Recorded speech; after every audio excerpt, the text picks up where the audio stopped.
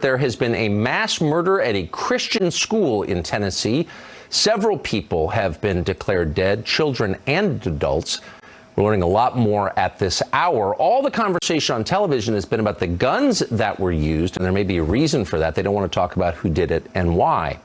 Law enforcement has confirmed at this hour that the shooter was a trans person, a biological woman, identifying as a man. What does that mean? Well, we're gathering new information about this mass killing. Our own Trace Gallagher will have a live update for us. Hey folks, Dale Jackson here, and today we have to talk about this terrible event that has taken place in Nashville, Tennessee, where 6 are dead, including 3 9-year-olds, because a transgender person decided to walk into a Christian school and kill people. Now, there will be blame placed everywhere, and there'll be plenty of talk about mental illness, and I think that is all very clear, because what you have here is someone deciding they are going to go in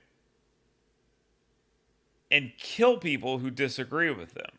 Now you have people trying to make excuses for that person or blame others for that happening. And we are watching some of the worst of that taking place in the American media. Twitter is always successful, so is Facebook. The American media is supposed to be better, and I'll just remind you, it is not. You can start right here in the breaking news coverage on ABC News, and you immediately have talk about bills that were passed in the last couple of months in Tennessee, as if that has anything to do with this or it somehow justifies it. The police chief also said that the shooter has been identified as 28-year-old female Audrey Hale. He said she's a former student of the school and confirmed that Audrey Hale was identified herself as a transgender person. The state of Tennessee earlier this month passed and the governor signed a bill that banned transgender medical care for minors, as well as a law that prohibited adult entertainment, including male and female impersonators. This person had transitioned, and they are living the life they apparently want to live in a society that allows them to live that way. How in the world could this law have anything to do with them? This person is 28 years old. And these kids at this school had absolutely nothing to do with it. So why we're bringing this up, I have absolutely no idea. But expect to see more of this. Another thing you see is you have to have members of Congress having to defend the idea that they're praying for the victims. Thank you, Chief. Again, I want to echo what Chief has said in reference to the great support and the great teamwork that has been taking place here, and as well as sending our heartfelt prayers to the families, to this community of these victims. Now, I know there'll be people who want to criticize us for prayers, but that's the way we do that in the South, right? We believe in prayer, and we believe in the power of prayer, and so our prayers go out to these families. You've seen this all over social media where people are saying, oh, take your thoughts and prayers and shove them. You'll even hear that from members of Congress. These people are ghouls, and they are no good. We're a better society than this. The President of the United States had to give a statement on this, and before he did, he started riffing on ice cream, making jokes about the kids in the audience, and generally acting like he had no idea where he was. Plus Jenny's splendid ice cream. And by the way, it is splendid. You think I'm joking? If I were allowed to take you upstairs, I got a whole freezer full of Jenny's chocolate chip ice cream.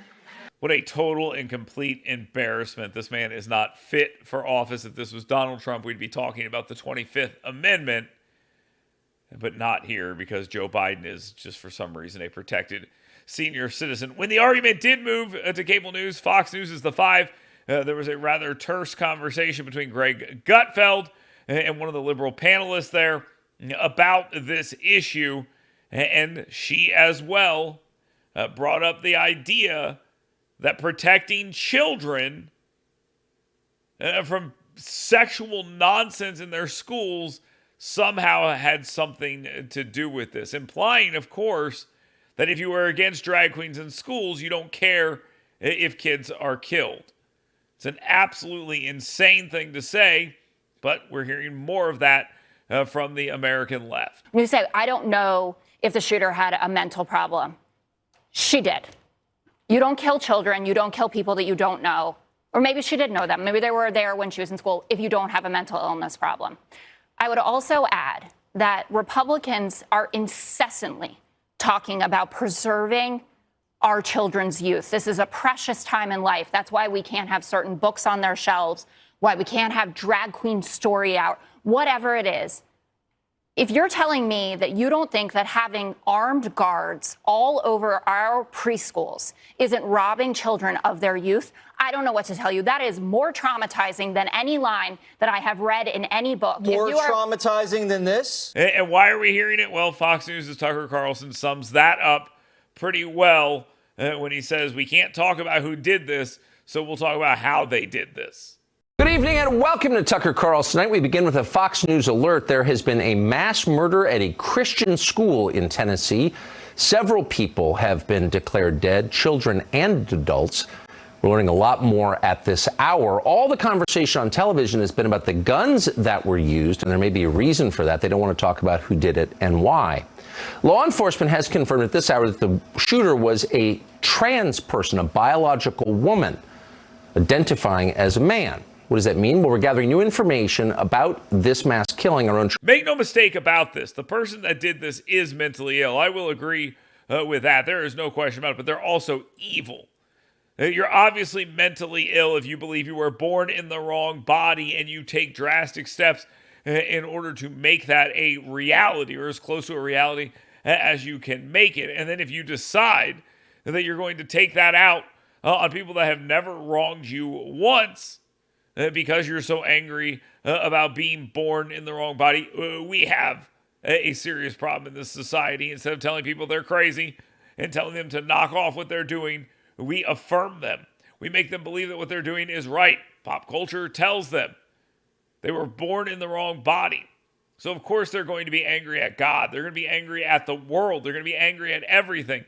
And they're going to lash out. And I'm not sure drastically changing their bodies or pumping them full of medicine is really the smart thing to do in this case. But that is apparently the path we're going on.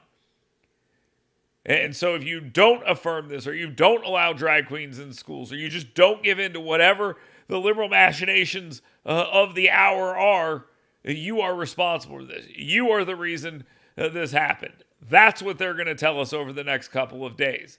They're going to say, well, none of this would have happened if Tennessee didn't go so hard against child mutilation. They're going to say that if you just do something about guns, none of this would happen. They're going to ignore that the person that did this is a mentally ill freak, and there are a lot more of them out there.